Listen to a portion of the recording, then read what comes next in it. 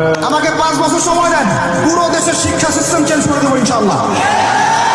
Play group থেকে play group থেকে নিয়ে মাস্টার্স পর্যন্ত এমন শিক্ষানীতি প্রণয়ন করা সম্ভব যে আমাদের বাচ্চারা একদম প্লে থেকে মাস্টার্স পর্যন্ত বাংলা, ইংরেজি, অঙ্ক এবং জেনারেল সাবজেক্টগুলোর সাথে কোরআন হাদিসের একটা অপূর্ব সমন্বয়ে পড়াশোনা করবে ইনশাআল্লাহ। একা করে দিতে পারবো ইনশাআল্লাহ তাআলা। আমাকে এরকম 100 জন শিক্ষাবিদ দেন, 100 জন আলেম ওলামা দেন, একটা প্যানেল করে দেন, পুরো দেশের শিক্ষা চেঞ্জ করে দেওয়া যাবে ইনশাআল্লাহ। যাদেরকে রেখেছেন এদের মাথায় গোবর আছে, যাদেরকে রেখেছেন এদের মাথায় টাটকা গোবর আছে।